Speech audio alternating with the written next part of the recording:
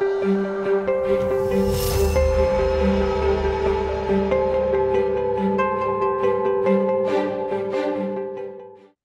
I'm Sidhartha Dash, or Sid Dash, and the Chief Researcher at Chartis. Today, we're going to be talking about how general purpose technologies in the broader world of technology are moving into the energy space. And we have a really distinguished panel with divergent skills to talk about that. To start with, Laurence, could you introduce yourself? Hi, I'm head of Renewables with Cambridge RE and Partners.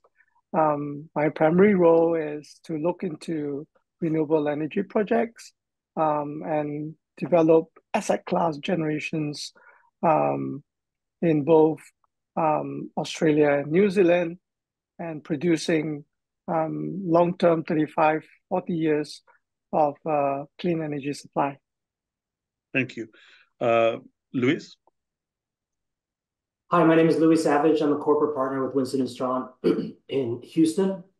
And I'll be talking about big data and general technologies move into the upstream sector, as well as some IT impacts. Thank you. Nima? I'm Nima Safaian, partner with Quantum Intelligence. We are a small commercial strategy consultancy focusing on in the trading space, trading and optimization space in the energy sector. And my focus would be today around the human aspect of AI and what organizations need to do to benefit mostly from that from the innovation. Thank you. Peter? Hey, everybody. I'm Peter Morrison, a digital science principal at BP.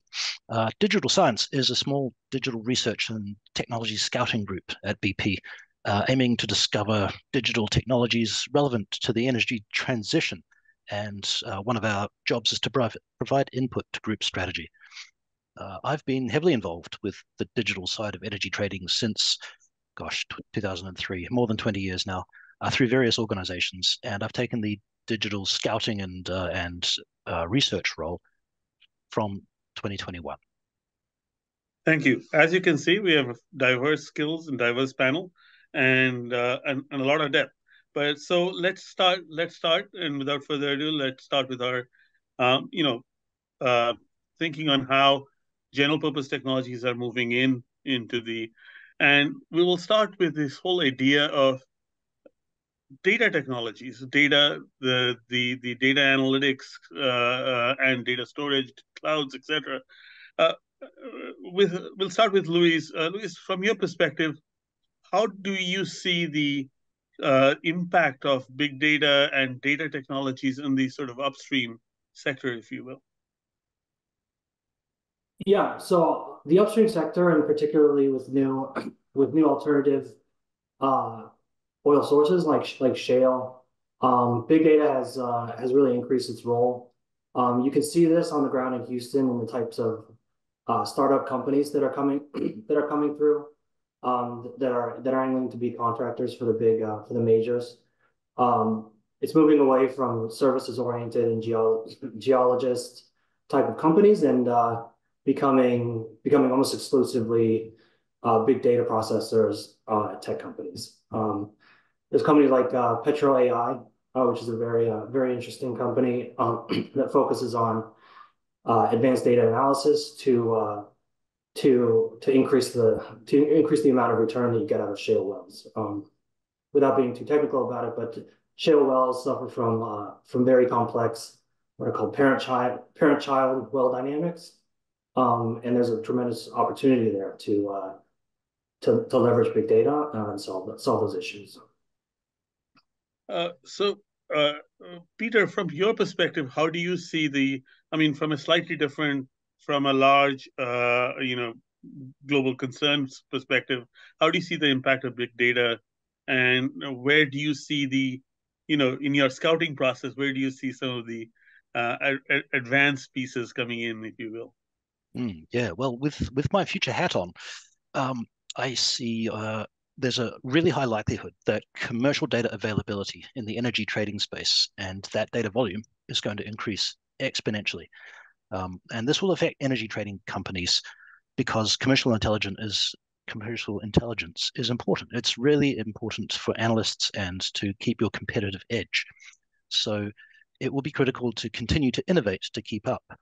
You can't simply buy the insights because everyone else will also be buying the insights. You have to get the raw data and move faster than the competition to get your own insights.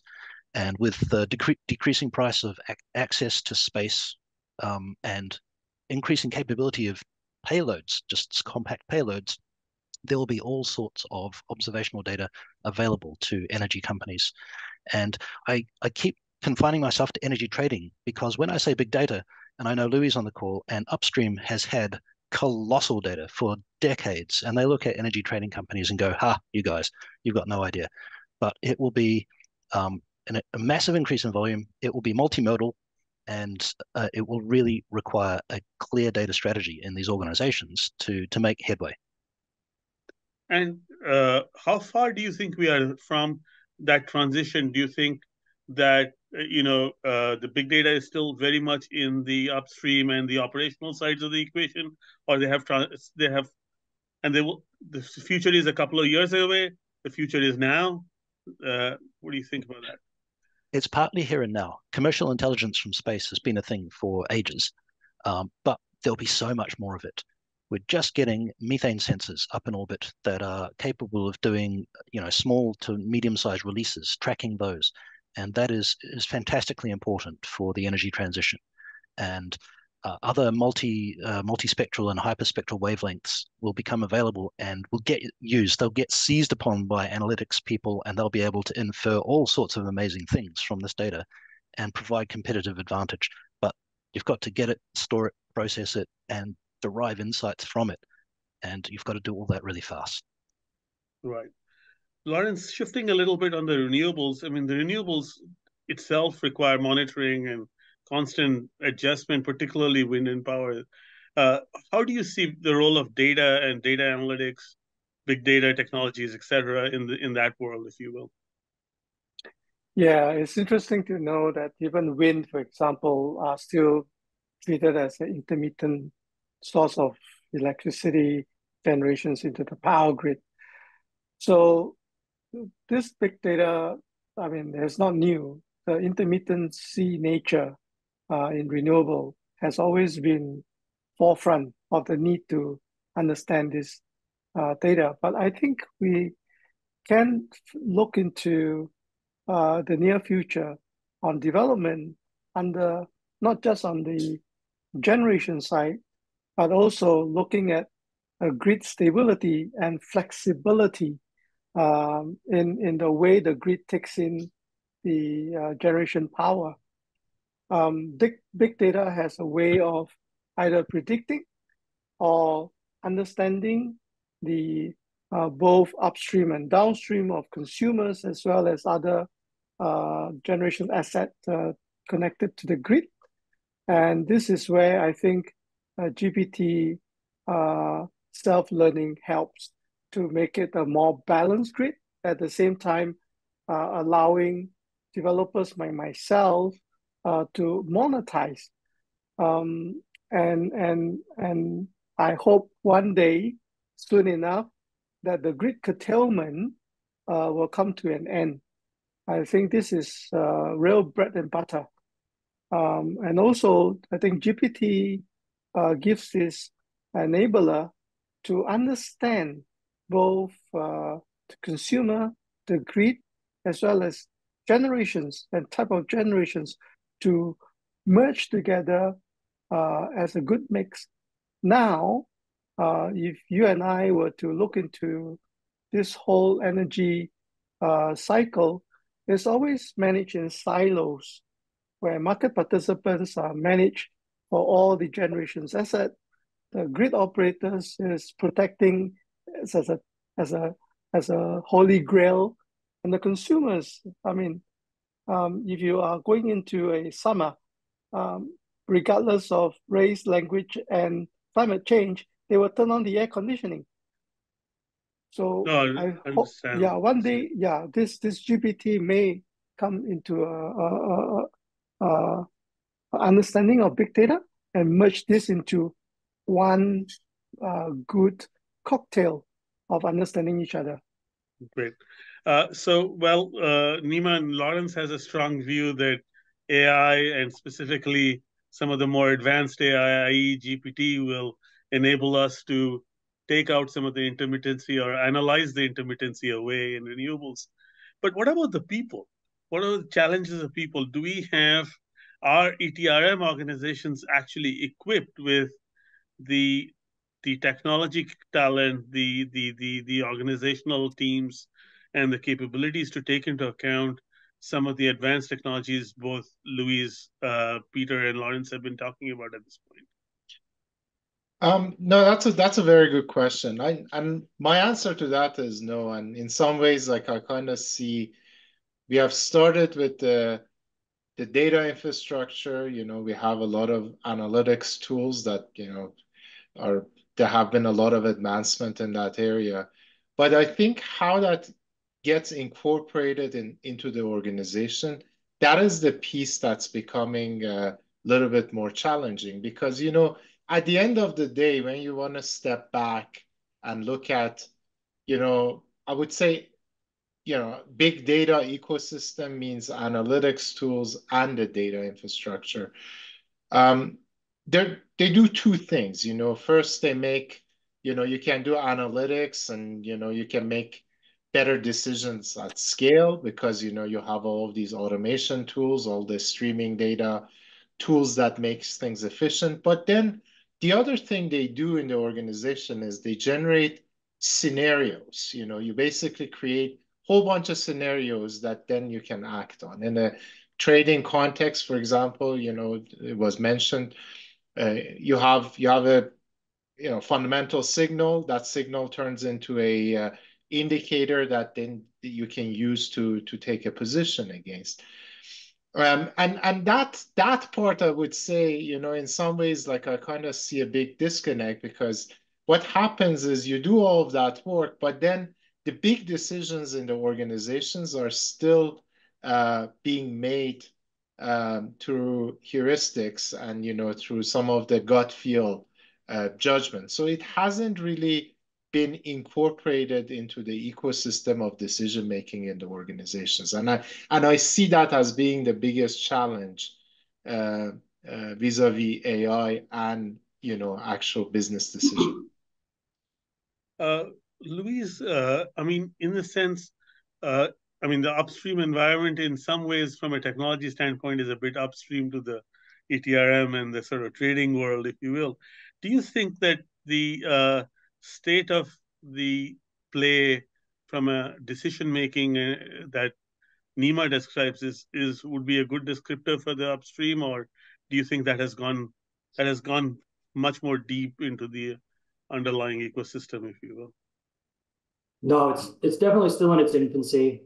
But I do know what people are thinking about, and primarily there's this huge world of internal proprietary apps that every major and mid-major and smaller company for that matter is running. It's huge. It's very diverse. Every company builds their own. They have an IT department that's just there building apps to kind of make the company run faster. And I think everyone is looking at moving all those interfaces over to a ChatGPT style interface to have. And I think in the next kind of 1 to 5 years, the immediate impact will be the disappearance of this thousand galaxies of different apps for kind of one universal interface.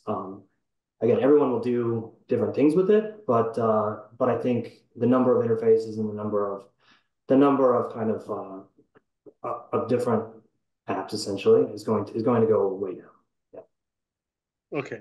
And just another small question specifically for you and to an extent, Nima, is to what extent do you see the linguistic tools like programming languages, Python, etc., making their way into the upstream data analysis environments and so on, and what extent do you see the environment suitable for new and advanced programming environment tools, technologies, etc.? Or do you think we need simplified interfaces rather than some of these more advanced deep tools, if you will? Yeah, so this is a very good question. I kind of, 8 years ago when I joined my last sort of corporate job before kind of getting into the world of consulting, I remember when I walked into the trade floor in my previous company, I was the only person that actually used R and Python. And when I was leaving, what kind of struck me and kind of stayed with me was when it was my last day, I was kind of walking around the floor and I kind of saw, everybody's kind of not everybody, but at least half the people having a um, R or Python integrated development environment in front of them and, at least doing something. So in some ways, I would say there has been a big shift around the tools people use. And tools, it's kind of more than tools. It's an ecosystem. It links you to a ecosystem of analytics tools, ecosystem of the new ways of thinking about the world, new ways of interacting with data. And that to me has been a great shift. And I think the next sort of the way that I see it kind of transpiring with tools such as Copilot, for example, that's used for helping you to code. Now you have more of that. Now that 50% of the people could be close to 90%. So now you have a much bigger uh, group of people using these tools, generating new ideas that otherwise they could have not. And that has a cumulative impact. Maybe one or two people has limited benefit. Now everybody is doing that in an organization. All of a sudden it changes how organizations innovate, how they behave, new products being developed. So I think at the end of the day, that's the impact of GPT and natural language processing. I see that being the most impactful when it comes to technology and coding. Interesting. That's an interesting angle on where GPT is going to have an impact. But that plays to the fact that all code is text. I mean, that's something that we don't often think about. But coming back, Peter, what is your thinking? What does your scout hat tell you on all of this? Yeah, I really like Nima's point because prior to ChatGPT sort of exploding on the scene, it was hard to learn programming languages, and so talent development and capability development was a big thing. It was a big headache, and now almost if you know one language, maybe two languages, and you've got a bit of confidence and Copilot by your side, nothing stops you from just going nuts on whatever the language of the day is, and it will massively flatten that learning curve and should help departments just gain capabilities literally overnight. Like someone will say, Rust looks like fun, and then suddenly everyone's doing systems programming, and it will be terrible at first, but everyone will rapidly improve, and capability development will become much less expensive. So there's a thing. And the other one, Nima, you mentioned heuristics, and in AI decision making and decision support, heuristics are kind of a proxy for I want to know what's going on. So with AI systems that help you reach a decision, if they're a black box, you really can't trust them. You can't defend your decisions. So heuristics are a way of saying, well, the rules said this, that, and the other, therefore this is my decision based on these rules. And the smarter your heuristics, the better your decisions. Explainable AI as a technique can help to change that. Basically, the black box is accompanied with its output by a bunch of criteria and conditions and statements about how it reached that output, and it helps you build trust in what the AI system is doing to help you reach your decisions. So that is definitely coming because basically everyone is shouting for that right now today. We want explainable AI. We want help making decisions. The economic factors are great. They can be put into rules. The non-economic factors, the unstructured data, what do we do with it? There's a lot of it. So that's coming. That's definitely coming. And how much do you think explainable AI is, well, a separate thing versus actually, understanding the data inputs, the algorithm, and the structure of your AI, and being able to, as you said, defend the analytical structure rather than something that is, sits outside the problem and can, equally apply to upstream, downstream trading decisions. Yeah. How much do you see it's outside the problem versus something that is more inside the problem? You need to explain specific context and specific situations. Yeah. That's a really good sharp question to ask, because explainable AI has to be sort of built task specific. You want a decision that will take these inputs and produce an output, and I want you to explain the output based on what you've learned in some sort of multi-dimensional vector space, but frame it in English, not mathematics, because we're just humans. And that's your single point solutions today. And Louis, you mentioned the universe, the galaxy of apps that people are writing, and that's kind of the reason behind some of that galaxy. With the more general purpose GPTs and large language models, what they are, to generalize, is really good pattern matching machines. And so they may not be good at explaining their reasoning. And there's some fascinating prompt engineering going on right now to help us understand what's going on under the hood of these just colossal parameter spaces. But they're fantastic pattern matching machines, and you can describe the pattern, or rather you can ask it to describe the pattern and to make matches in a universe of unstructured data. And that's generally applicable. It's applicable in commercial data, in contract data, in seismic data, in proper structured data spaces, as well as unstructured. And I said it before, multimodal. This is super crucial. Multimodal data is emails, texts, voice calls, video chats, and you throw all of that to the same machine and you say, what's going on? Summarize for me. And it can.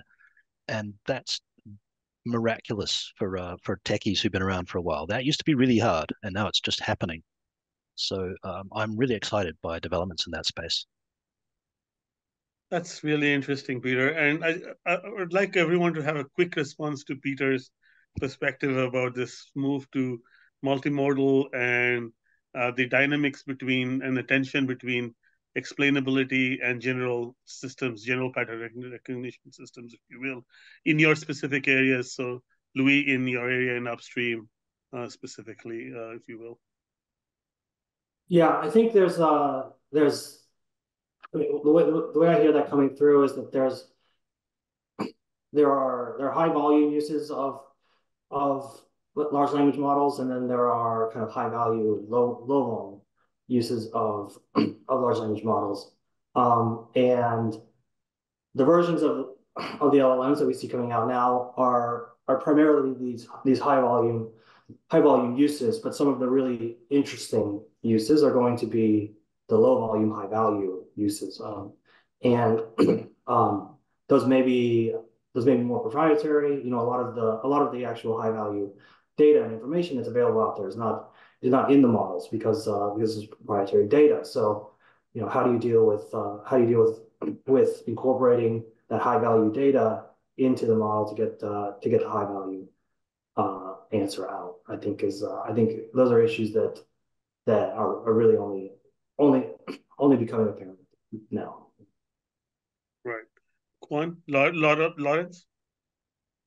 I remember those days when we were first developing solar project on the roof and ground mounted. We went through tons and tons of spreadsheet, tons and tons of data, and then we do multicolor simulation and spend weeks on it. At the end, we were still trying to do some narrative to try to understand what we are looking at and explaining to our board. I think today with GPT, we can run tons of this within seconds, and we can find the best case scenario, worst case scenarios, and where are these at multinational level, multi-prong level, looking at geographic, multi-geographics at one time, multi-political scenarios at one time. And this is where I think is important. It sharpens our knives. And then when we talk to the financier, the banks, today, hand on heart, they are still very lost when we use this technology to explain. And fundamentally, some of them even say that we are at a high risk because we are believing in a machine that's telling us what is the best case scenario. I think time will come. So I always appreciated the fact that I was there looking at tons and tons of spreadsheet. And back in the days of dot metrics, we have to print out, and some of them, I'm sure you guys know, printing dot metrics is a nightmare. So our nightmares are getting easier. The nightmare now we push to the financing industry. Right. And so that actually brings a natural point is, I mean, again, Nima, we've been circling around this point about, how do you explain, is there capability to understand what is going on in the underneath the GPTs? And it's not only GPT. I mean, well, I don't share Lawrence's optimism that Monte Carlo models will go away, or pessimism, whichever way you look at it. I sort of believe they'll be around and there'll be plenty of Monte Carlo simulations going forward. But how do you think, again, is the statistical and technological underpinning within the both tech and non-tech teams within ETRM organizations ready for all of this? Yeah, I mean, that's a good question. I think, in some ways, they're not, because at the end of the day, let's say, so you have all of these data, you have all of these signals that you get from, let's say, GPT or, other sort of like regression type models that you have in machine learning. So what do you do with that? How do you incorporate that into the organization? And I think the area that I think has a lot of promise, and and it has been around for a few years now. It's the whole idea around dynamic optimization, reinforcement learning, as they would say. In some ways, you do when you actually design these models, you do two things, which is quite important.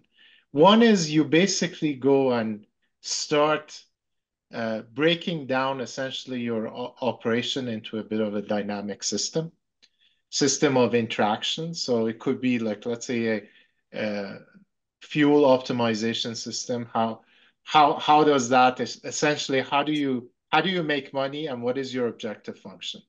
You start from there, and then you can start now training your models to effectively look at number of scenarios that are generated through either random seed in a Monte Carlo, or through scenarios that come out of a GPT type operation. So at the end of the day, you can distill that into a decision that the organization can make and realize the value of it. So I think that's kind of really, I would say that's the next step for organizations, not just to take these signals and have a human to effectively operate, use them to actually incorporate that, the power of machines and being able to distill that information from multi-dimensional to a single decision,